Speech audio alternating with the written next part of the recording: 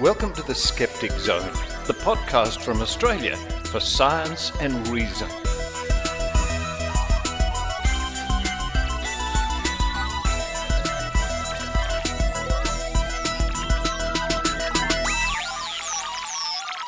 Yes, it's the Skeptic Zone podcast, episode number 708 for the 1st of May, May Day, the 1st of May 2022. Richard Saunders coming to you from Soggy, once again, Soggy, Sydney, Australia.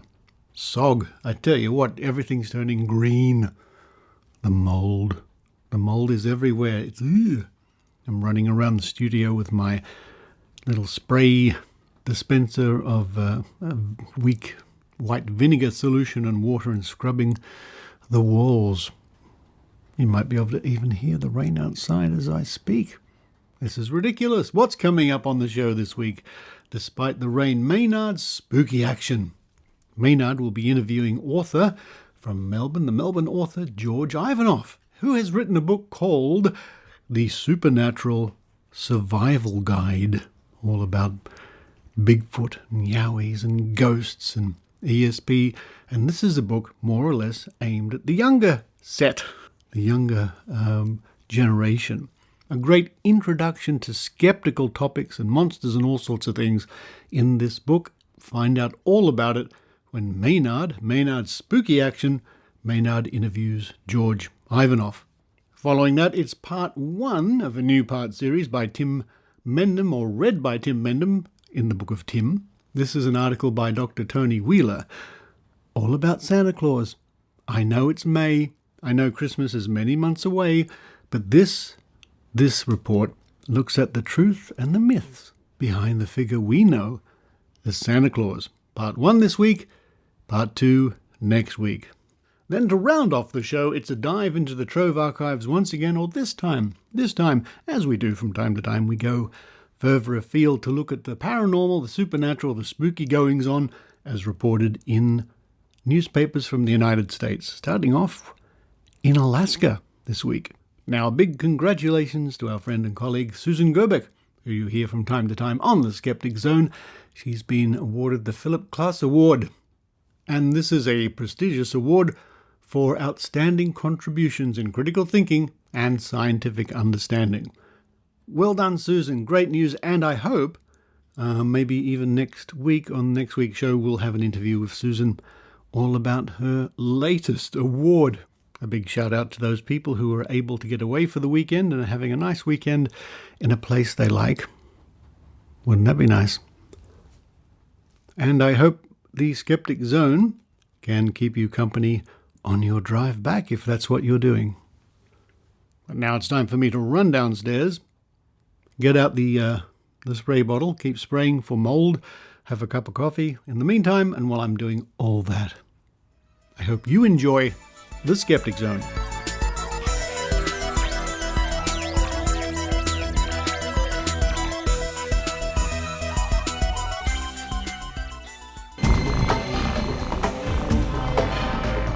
Here's Maynard's spooky action at a distance. Ladies and gentlemen, boys and girls, people under the couch hiding, it's George Ivanoff here he's got an amazing book out. Now, did I get your name right, George? Yes, you did. Yes. Wow, Ivanoff, yes, because now, are you a member of the Communist Party? No, I am not, nor have I ever been a member of the Communist Party. That's a pity. I was hoping you were, because I had a different set of questions. I'll just have to ask you about your book. Now, of course, you're the author of over 100 books, including the Australian Survival Guide and the Human Body Survival Guide. And by the way, what's the most dangerous organ we should watch out for in the human body? The most dangerous organ. Yes, well, it's a survival guide. I mean, the kidneys have done a few people in. I know a liver's angry with me. They're all. Look, I don't know. I'd never considered it from that angle. I was mostly looking at, like gross things involved with the human body, like those eyelash mites and stuff like that. The fact that we all have colonies of these little bugs living in our eyes. Oh, and did you have lots of great close-up photos of those little eye mites, did you, with the electron microscope? Yeah, in the book, yes. So Yeah, probably. Actually, the grossest organ would probably be the skin, because when you cut or burn it and stuff, it does really horrible, ooky stuff. But George, you've just written the Supernatural Survival Guide, which has a whole bunch of. You cover all of the major items there, basically all the good food groups. You've got UFOs, ghosts. Is EVP in it? Electronic voice phenomenon? No. Oh, wow. The only reason I said that is because I didn't see it, but I noticed that there's waveforms on the cover of the book, and I thought, well, maybe audio waveforms on the back cover of the book. I thought, well, maybe that was because you did EVP in the book, but I couldn't see it. No. That was done because it's kind of a cool image, mostly. The designer liked it, and it kind of relates to the stuff in the book on infrasound and sound waves. Ah. Well, you got Bigfoot in there, you got the cryptids, you got spontaneous human combustion. That's great. Spontaneous human combustion, yeah. I had to tone that down considerably from the... Oh, well, yes, because now the age range you're looking for, is it under the teens or tweens, or what sort of age are we aiming at? Yeah, look, it's aimed at, upper primary.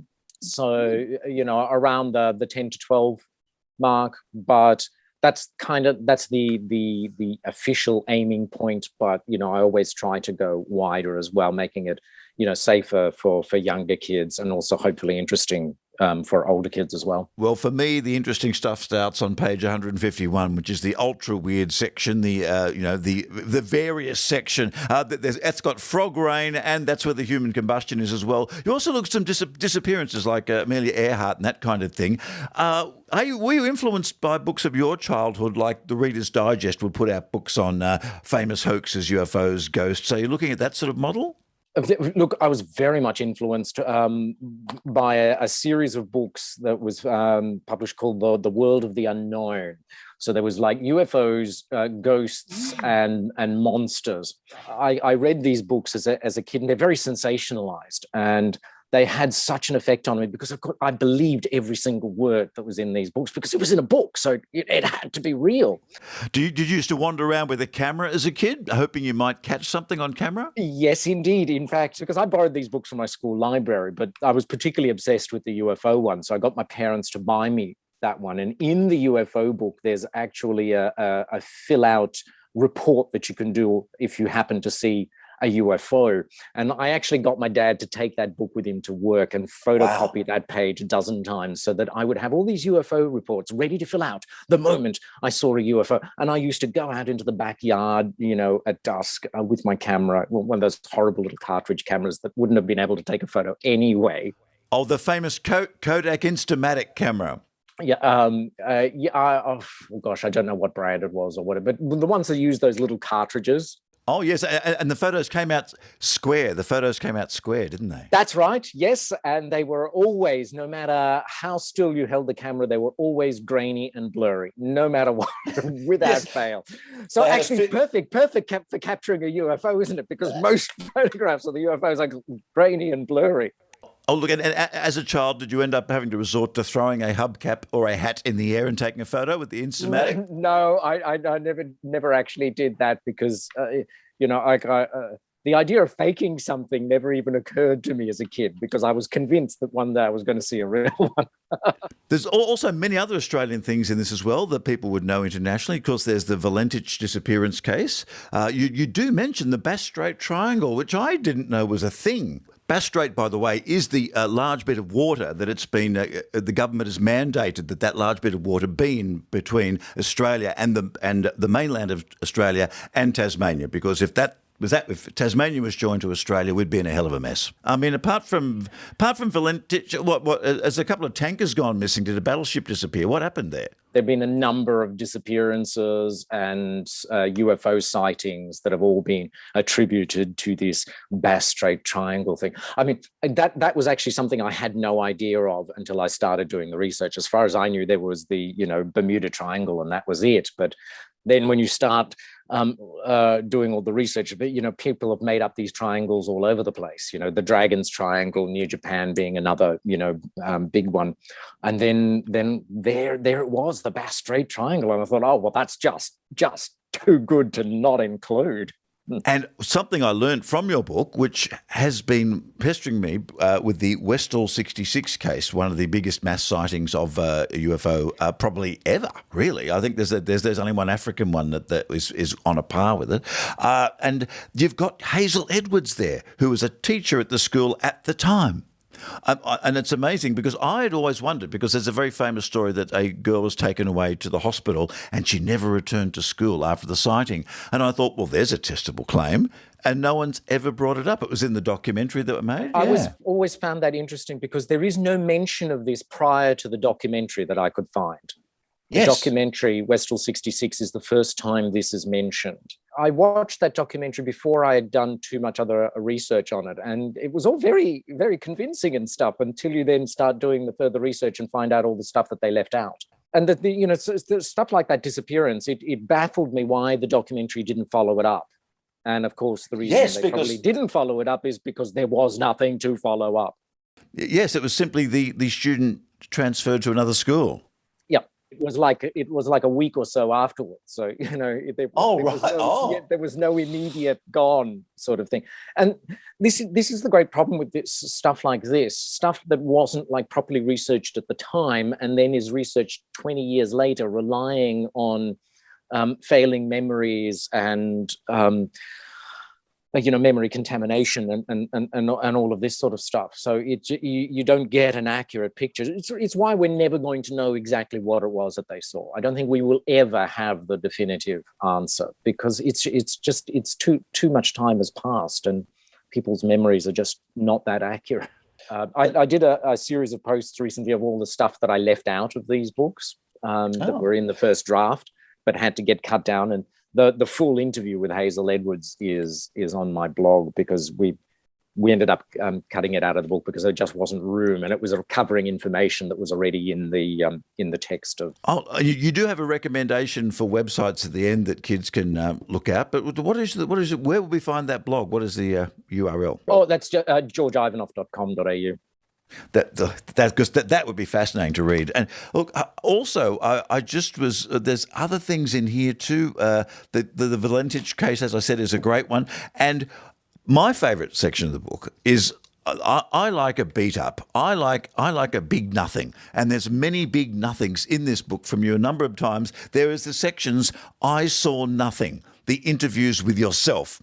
And one was about UFOs, one was about ghosts that I saw. And it's like, did anything happen? No. Did you hear anything? No. Did you see anything? No. Why are you even doing this interview? I don't know. That's great. I mean, well, thank you. It was an attempt to just get a little bit of humor in there. And because the previous two books included a bunch of personal experiences, I wanted to continue that trend with this book as well. And I didn't actually ever see a UFO or a ghost or anything. But then it occurred to me that, well, hang on a tick. I've been to Loch Ness, but I didn't see anything. I've been to Australia's supposedly most haunted house and I didn't see anything. Oh, we could turn that into, funny little... With just those 2 pages of non-information, of non-happenings in that, you could probably get yourself a half-hour show on the History Channel. Man claims he saw nothing, but did he? And then they'll have the guy with the big hair come on, go, aliens. Yep, that's what'll go on. Actually, what's your most fascinating realm of the supernatural that you maybe uncovered or reopened when you were writing the book? You know what? I don't think I uncovered anything apart from the fact that a lot of articles and books that write about the subject for kids leave out stuff. That was my big take home from all of this. The amount of information that is left out. Bigfoot being, the big example, because that case where they found the footprints and they took plaster molds and all those photographs that appeared in the newspaper, and that resulted in the name Bigfoot being given to this creature. Everyone writes about that. Everyone writes about those photographs and those casts. No one writes about the fact that, a number of years later, it was actually revealed to be a practical joke. They produced the actual the wooden molds that the guy used to make the footprints in the mud and all of that sort of stuff. So it was actually officially, the guy's kids came forward after he died and said, look, Dad made us promise not to tell anyone until after he died. Well, he died. Here's all the evidence. It was a practical joke. No one ever writes about that. They always write about, the fact that all these footprints were found. It sounds like you've got in your mind that you are writing for a very impressionable audience. Is that something you're thinking of when you're doing this? Oh, yeah. Look, one of my goals with this was, I guess, to introduce kids to the whole idea of critical thinking, and that you don't just accept everything at face value. You've got to ask yourself the questions, okay, so we've got something here that we don't have an explanation for, a definitive explanation for. Let's look at the facts and look at the possible explanations. Now, out of those possible explanations, high altitude balloon or visiting aliens, which one is the more likely to be the case? Because so much literature pushes the more unlikely case, because it's the more interesting case, because it's the more sensational possibility. But no one ever pushes the more logical, the more likely explanation. Oh, and is there, this is another thing I love asking critical thinkers and skeptics, if there was one of these genres or one of these supernatural things that were real, which one would you like it to be? Oh, aliens. I would love that. I approach all of this from a skeptical point of view, but at the back of my mind, I keep hoping that I'm wrong, that the aliens are actually visiting, because I think that would be incredibly cool. I would love for someone to come forward with definitive evidence that the aliens have been visiting us. Well, ghosts I'm not so keen on. The whole idea of dead people coming back to haunt you, I really don't like the idea of that. So I prefer that to remain fiction. But Well, yes, because but I've rethought the whole alien thing, because there's a big if aliens were discovered and they were real, the whole world would unite. No, they wouldn't. Half of them would think it was real. They would probably be the Democrats. Half the Republicans would go and hide in the hills, and the other half would protest and go with big signs going, "Don't you suppress my rights, you aliens." So I think it would actually heighten the divisions we currently have in some ways. I don't think there's anything that could possibly unite the human race. If anything, we are getting more and more divisive and just. Yeah, you think a pandemic might have made everyone pull together, but not so. Oh, no, it just reveals the stupid, doesn't it? Oh, yes, you said you went to Australia's most haunted place. What was it, and what did you not see there, which wasn't there? Oh, the Monte Cristo homestead in New South Wales. They publicised themselves as Australia's most haunted house. There's been a lot of deaths that have happened over the years in that household. A lot of unhappy deaths. Well, I mean, I guess all deaths are unhappy to a certain extent, but unhappy circumstances. Where a baby was dropped down some stairs. And another person was pushed over a balcony, and there's all these kind of very unhappy circumstances surrounding a lot of deaths at that point. And did you get a vibe from the place? Did you get any feeling in your water? Nothing? No, nothing. I went there because it was Australia's supposedly most haunted house, and I had just had a fiction book at the time come out called The Haunting of Spook House. So I decided that since I was passing by, I wanted to stop there and take some publicity pics of me and my haunted house book in an actual haunted house.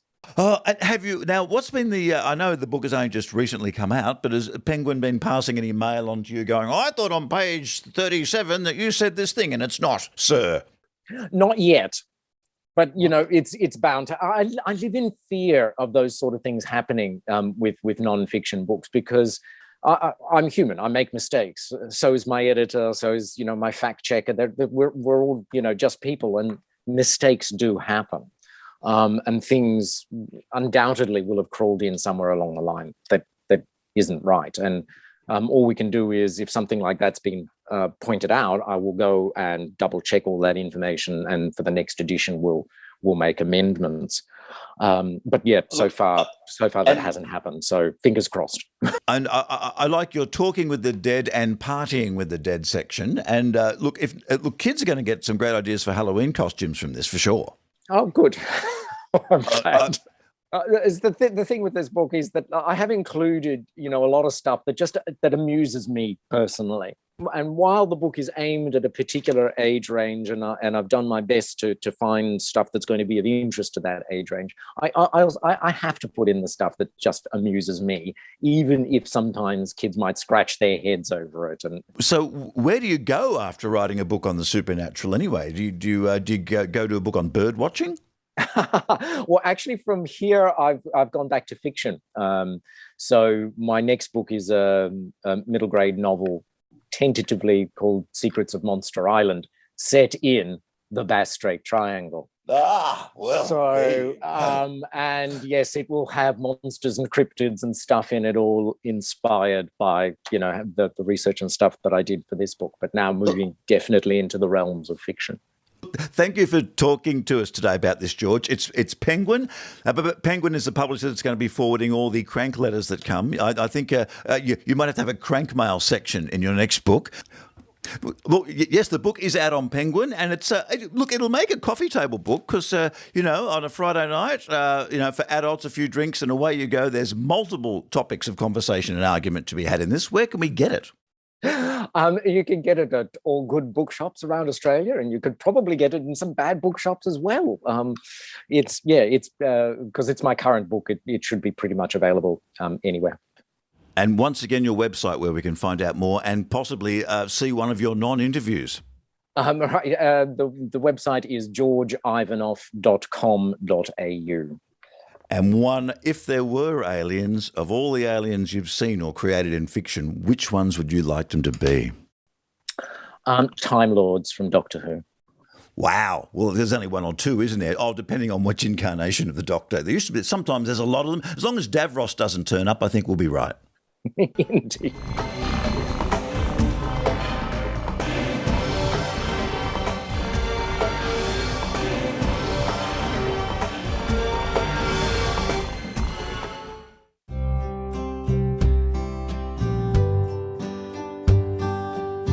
ただいま聞いていただいているポッドキャストはオーストラリアから The Skeptic Zone という科学と論理のポッドキャストです。英語は世界中で数ある言葉の一つですが、このポッドキャストはいろいろな国の言葉で紹介します。www.skepticzone.tv を調べて、ホームページの下までにスクロールすると、折り紙のピガサスという翼のある豚を工夫したリッチャード・ソーンダスのオリジナルの折り紙のポスターをダウンロードをすることができます。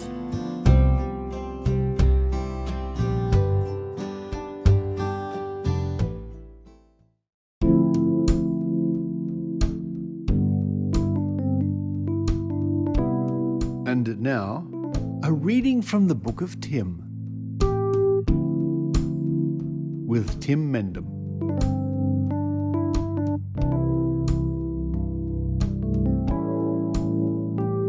Hi, my name's Tim Mendham. I'm Executive Officer of Australian Skeptics Inc. and editor of our quarterly magazine, The Skeptic, which you can download most issues for free from our website, skeptics.com.au. Now, before I start with this particular article, I should ask that all the littlies should be moved somewhere else, because it's about Santa. In fact, as we say around Christmas time, all thoughts turn to the most important person of the season, Santa Claus. So this is a background on Santa Claus by Anthony Wheeler, and it comes from the Skeptic magazine from December 2015, which is volume 35, number 4. And as I say, you can download that for free from our website. And Anthony starts off, who believes in Father Christmas?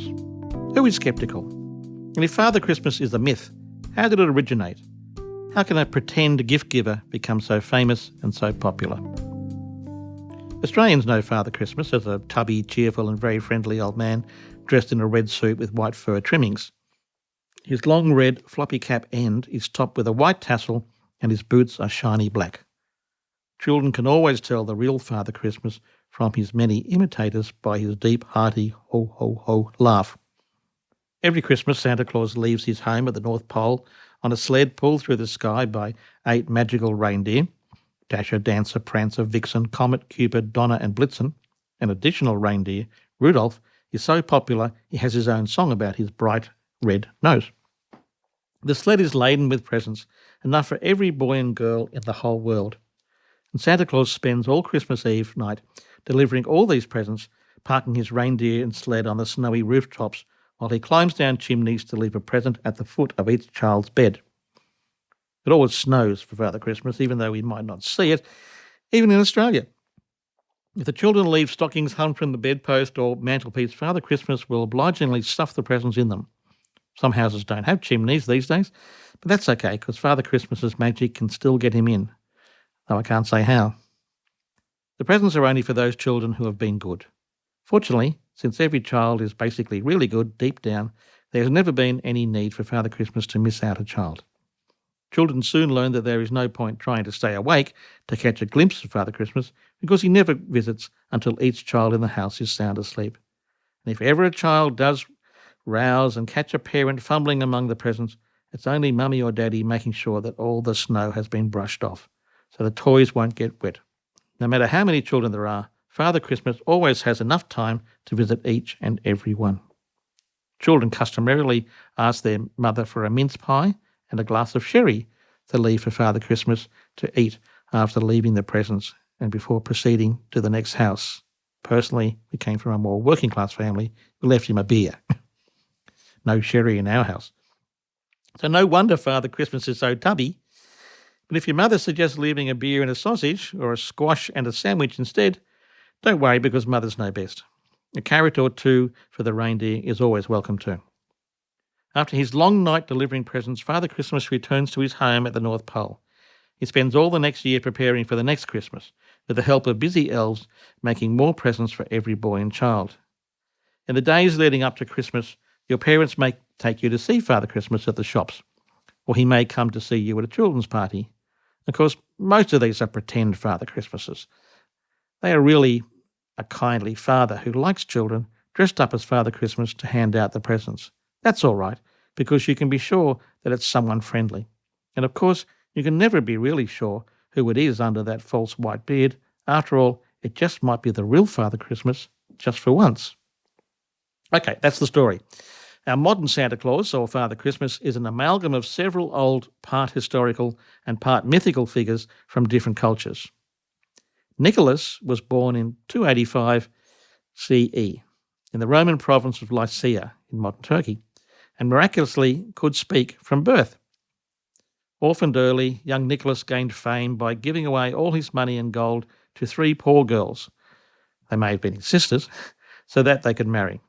Soon after, the Bishop of Myra dreamt that the next person to enter his church would himself become a bishop, and the next to enter was the young Nicholas. As a 20-year-old bishop, Nicholas was imprisoned by the emperor for defending the persecuted Christians. 10 years later, the new Christian emperor, Constantine, freed Bishop Nicholas. The tall, lean and much venerated Bishop Nicholas served the people of Myra until he died at about 65 years of age. He was later made a saint when he appeared to sailors in the midst of a storm which they feared would sink their ships. Nicholas's appearance miraculously calmed the weather and the sailors survived. Consequently, Saint Nicholas is the patron saint of sailors throughout the world.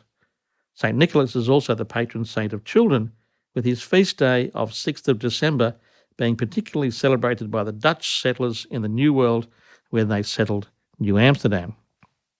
As New Amsterdam became New York in 1664, with the dominance of British settlers, the new arrivals adopted the tradition of St. Nicholas's gifts for children, with the Dutch name Sinterklaas becoming Santa Claus.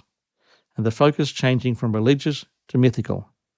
The traditional gift-giving of St. Nicholas's Day was merged with Jesus Christ's official birthday, Christmas Day, on the 25th of December, with Santa Claus distributing his presents on Christmas Eve. Our modern American Santa Claus is based on a children's poem, A Visit of St. Nicholas, also known as The Night Before Christmas, written by a professor of divinity, Dr. Clement Clark Moore, in 1822 in New York. This poem was itself based on Washington Irving's accounts of St. Nicholas gleaned from Dutch settlers in New York. Moore's poem included the sled pulled by reindeer, each of which were named, and the delivery of presents by descending chimneys on Christmas Eve. It is in Moore's poem that the tall and lean St. Nicholas became an elfin, short, tubby, and merry Father Christmas familiar to us all. Cartoons by Thomas Nast, published in Harper's Weekly in the 1860s to 1880s, enlarged Santa to full size and bolstered his new plump and jovial image.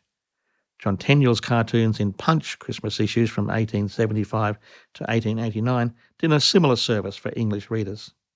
L. Frank Baum, author of The Wizard of Oz, gave Santa Claus a complete history in his The Life and Adventures of Santa Claus, though settling him in Laughing Valley instead of the North Pole. These three New Yorkers, Moore, Nast and Baum, contributed their best parts to our contemporary version, and so our modern myth of Father Christmas is complete.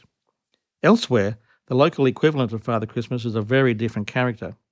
In Holland and Germany, on the eve of St. Nicholas's Day, Sinterklaas still arrives from Spain by ship in a white robe and red cassock with his Moorish assistant Zwarte Piet, Black Peter. The Dutch children leave hay, carrots and water in their shoes before the fireplace for Sinterklaas's or Sinterklaas' white horse. And in the morning they find instead sweets and presents. Unseen, the horse gallops from roof to roof, and the Moor scrambles down the chimneys to gather the food for the horse and leave presents for the children. Sinterklaas has to keep his super white robe clean, and so just drops sweets down the chimney for the children. In Italy, the Christmas myth is that the three wise men asked the good witch Befana to accompany them to Bethlehem, but Befana foolishly declined, being far too busy with her housework. Regretting her decision, Befana has wandered ever since seeking the Holy Child, sliding down the chimneys every 12th night.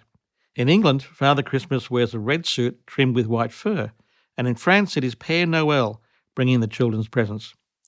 In Germany, Kris Kringle, or Christ Child, is a fairy. In Spain, the three wise men, each looking like our familiar jovial Father Christmas, bring the presents. In old Russia, an evil old woman, Baba Yaga, deliberately misdirected the three wise men. In New Russia, Grandfather Frost brings the presents.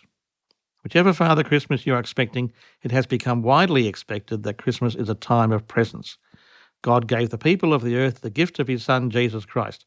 The three wise men gave the Christ child their birthday gifts of gold, frankincense and myrrh. Now parents, relatives and friends celebrate this greatest gift of all with their own gifts to each other. So watch out for Father Christmas's visit to your house. Enjoy his gifts to you, and remember God's gift to Jesus Christ that they celebrate.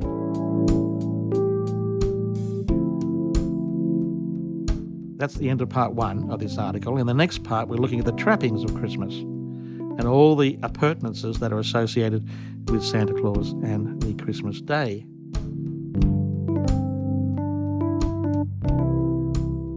And that's Father Figure from the Skeptic magazine, December 2015, which is volume 35, number 4. And you can download that issue of the magazine from our website for free from skeptics.com.au.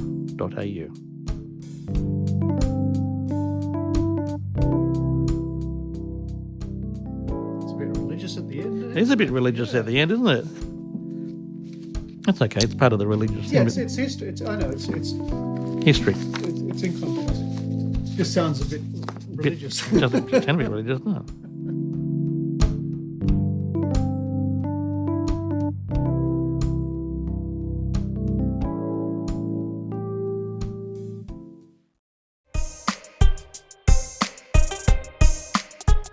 Hello, this is Maynard. Did you know that you can listen to the Skeptic Zone on YouTube? Yes, I know, sounds crazy, but it's true. Also, you can hear 40 logical fallacies with Michelle Bickersma and funny sketches with Richard Saunders and a host of other skeptics. Just click on the YouTube links on the homepage at skepticzone.tv.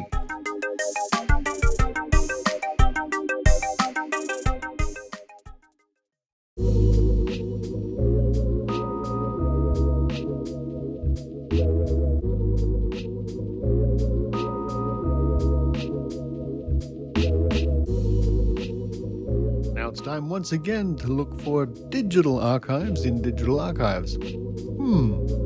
The Trove segment. Normally we look at Trove, the online resource from the Australian Government and the National Library of Australia, full of digitised newspapers, fully searchable. I really should work for the Trove people. I think it's fascinating. Now, as we sometimes do, we'll look further afield. In fact, all the way across the Pacific Ocean to the United States. And we'll look at some references to the paranormal, the supernatural, skepticism, all that sort of stuff.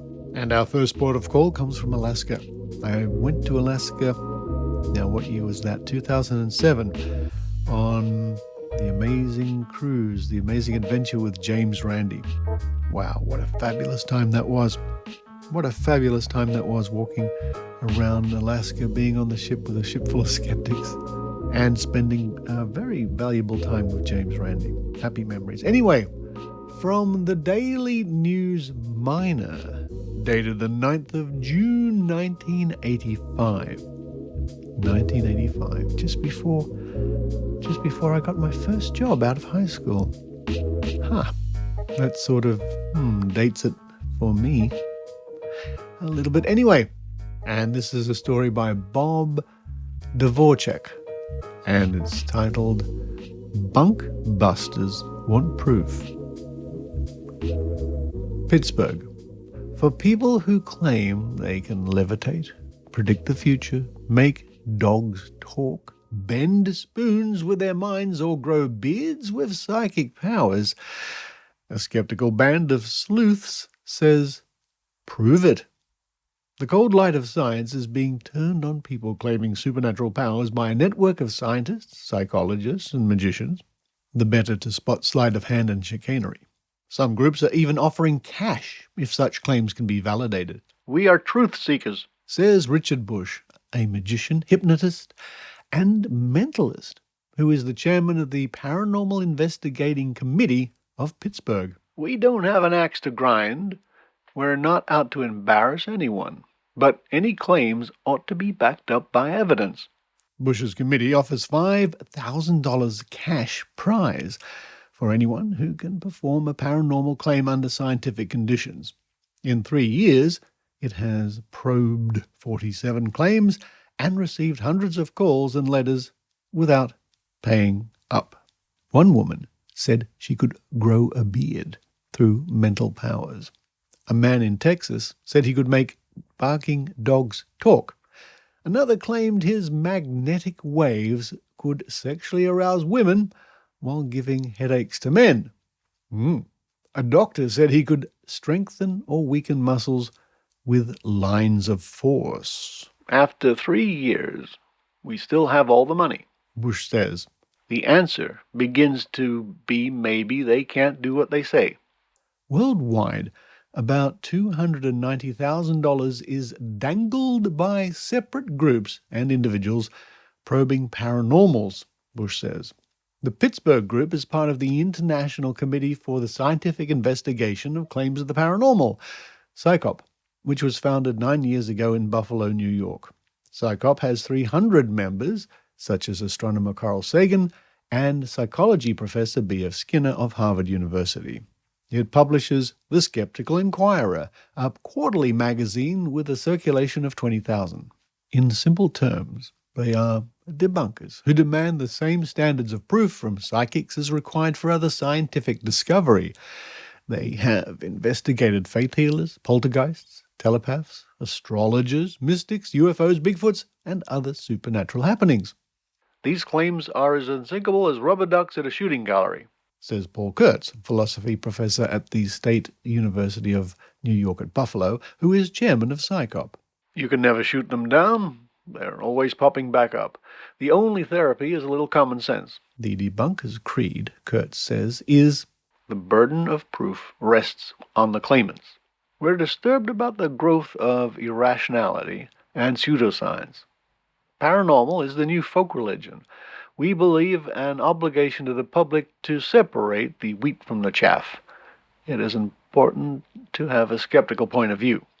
Last year, Psychop investigated a reported poltergeist in Columbus, Ohio.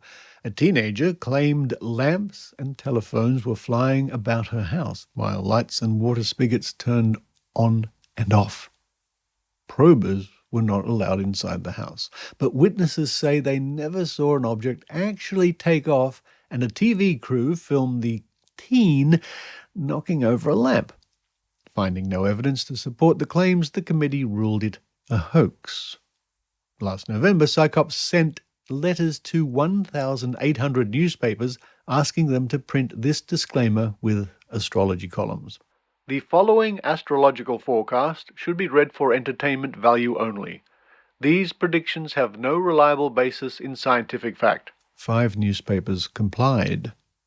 The debunkers admit the public sometimes views them as heavy-handed know-it-alls, spoiling harmless fun. After all, what could be the harm in going to a fortune-teller or palmist? It is harmful, Bush says. People are paying with their belief system. We must not let the public think there is a simple magical solution to life in the stars or the palm of your hand. It's a delusion. It teaches people not to be self-reliant. It teaches people to be anti-scientific. Cold, critical answers are duller than supernatural, however. Some people see us as killjoys, says Dr. Donald McBurney, a professor of psychology at the University of Pittsburgh and a local debunker. There is a natural bias in favor of the simple explanation over the complicated, hard-to-understand one. Not every mystic or psychic is a charlatan intentionally hoodwinking a gullible public, the debunkers say. They present a Hooey Award every April Fool's Day to those who promote irrationality. Winners are notified telepathically. Most of them are not frauds, Bush says. They are self-deceived, misguided people. They got fooled themselves into believing. Bush is one of the few magicians who serves as a scientific and technical consultant to Psychop. Everything I do as a magician is based on scientific principles, Bush says. There's no psychic claim. I only claim to be an entertainer. Scientists realize they need to have a magician present in case there is a deception. A brain surgeon can't go to a poker game and decide who's cheating. When a person makes a claim with the local committee, ground rules are agreed upon in writing, and the debunkers call upon physicists, engineers, linguists, or magicians to witness the demonstration. Bush issued a plea for anyone with supernatural ability to contact him.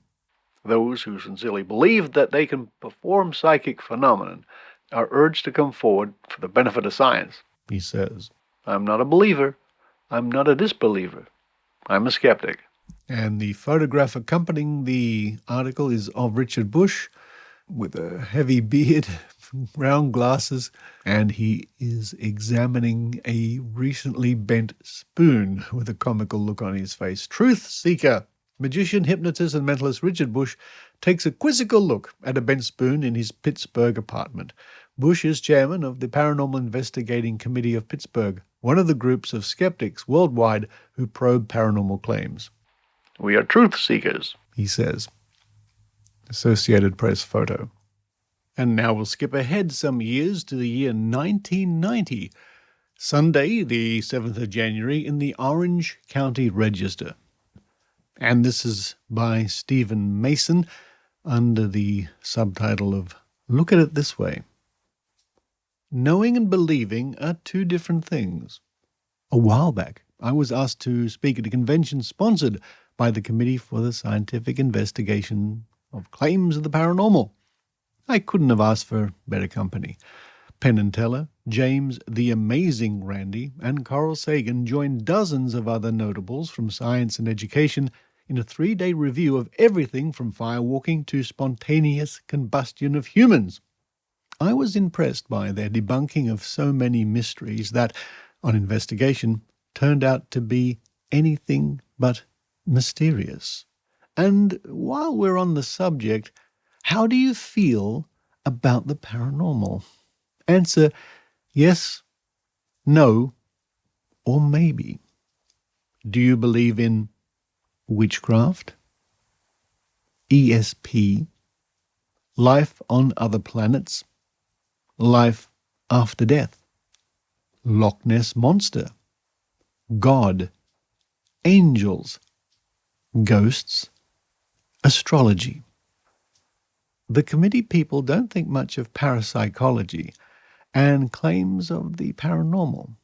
Their journal, the Skeptical Inquirer, regularly reports on topics from the face on Mars to the efficacy of ion therapy. Their research is most impressive, and if you want a mailing address, drop me a note and I'll forward the same. They find it especially vexing that, even after science has contributed so much to man's knowledge, the media should give time and space to psychics, mystics, and assorted New Age proponents. They complain, too, that people in general tend not to be sufficiently critical of these practitioners. And they argue that, because even legitimate researchers can be led astray by skilled sleight of hand, a trained magician should oversee any and all tests of paranormal claims. As a psychologist, I can see two good reasons for the emphasis on things that go bump in the night. One is that while science has removed many of our naive and superstitious beliefs, it hasn't really left anything in their place. For centuries, humanity has been quite comfortable with its myths. Indeed, they grew out of humanity's basic need to make sense of mysterious things.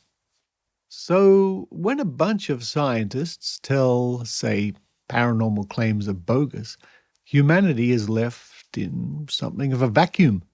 If, for example, there are no angels, who's going to watch over humanity? Science doesn't want the job. It freely admits its limitations.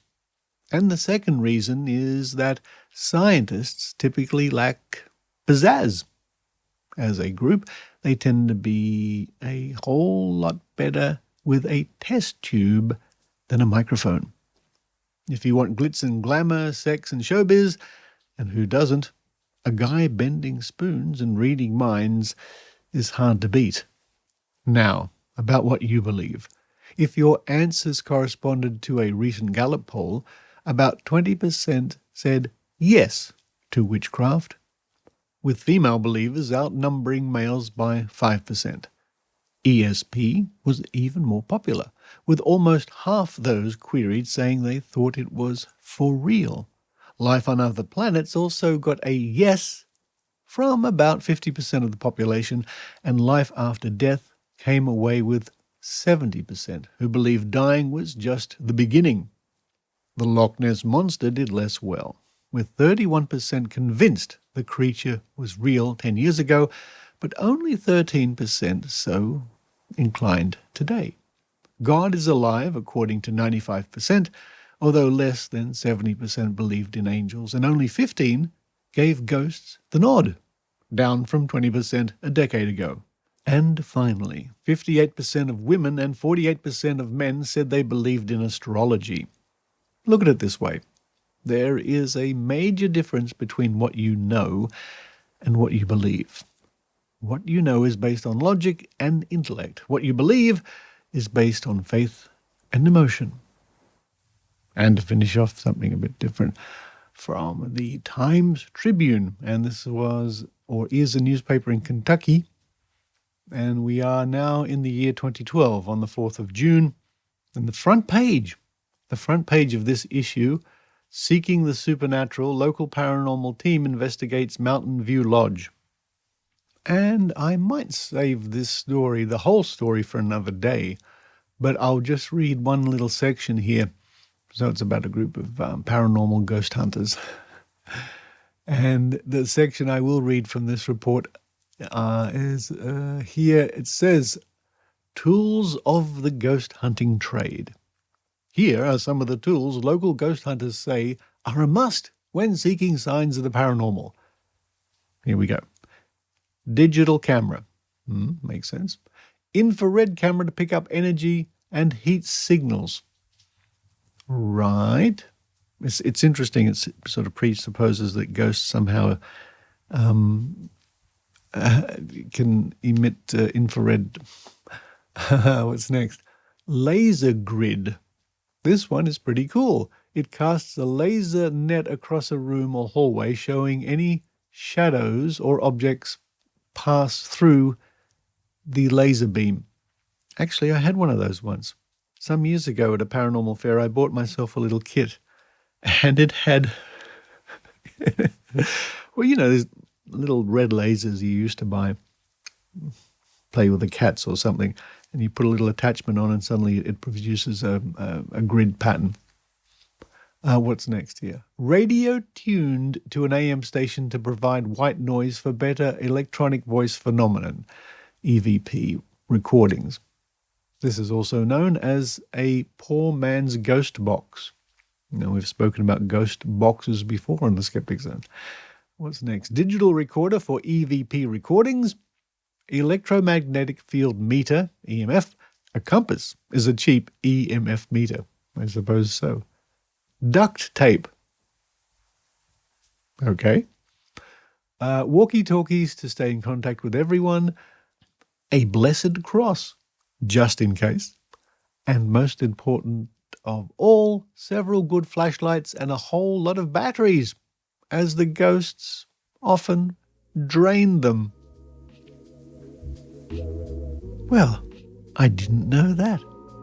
Ghosts drain batteries and flashlights.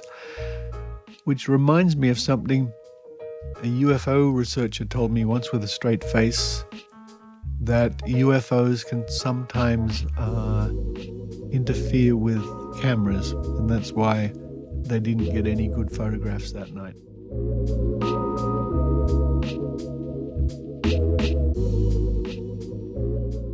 So there you go. An interesting roundup from some American papers this week, looking at various paranormal and things to do with psychop and some ghosts at the end.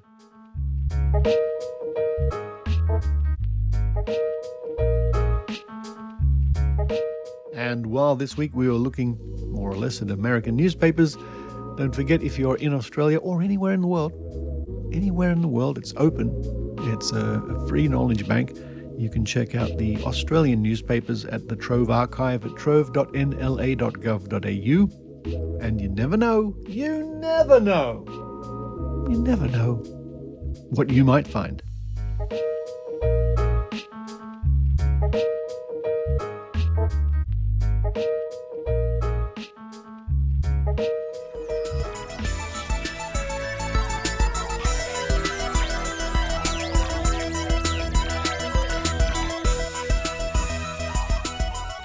Thank you for listening to the Skeptic Zone podcast. Coming up on the next episode, of course, we've got part 2 of Father Figure, the story of Santa Claus, as read by Tim Mendham in the Book of Tim. We should have the Australian Skeptics newsletter with Adrian Hill, and by popular demand, sort of, Trove will once again, look at that evergreen of skepticism, UFOs. There are so many stories of UFOs in digital archives of newspapers, I can't believe it. But it's always fun to look at what people thought in the past about visiting aliens.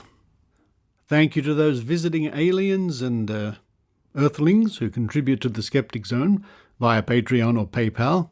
We always get a nice contribution from the folks living around Proxima Centauri.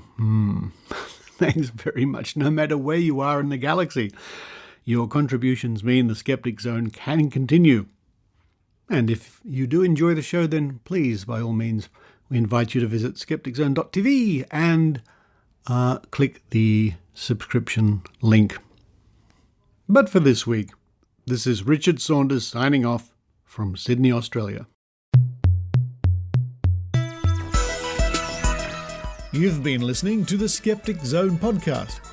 Please visit our website at www.skepticzone.tv for show notes, contacts, and to access the back catalogue of episodes going back to 2008.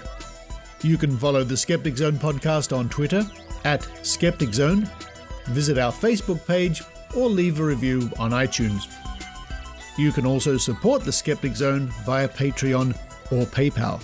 The Skeptic Zone podcast is an independent production. The views and opinions expressed on the Skeptic Zone are not necessarily those of Australian skeptics or any other skeptical organisation.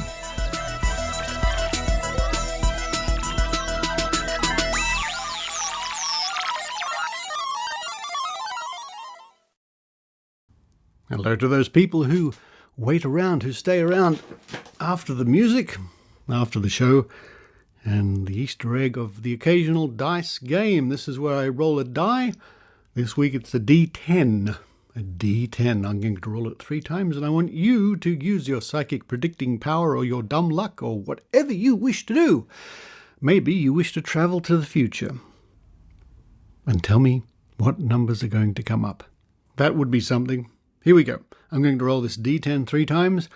First number coming up. Predict away. Here it comes. 6. Today's first number is 6. How did you do? Let's do it again. Going to roll the dice now. Guess away, predict away. Here it comes. 6. 6 and 6. There's a message here. Last one coming up. Guess away. What is your guess? Let me hear it now. Who said 4? Here it comes. 3.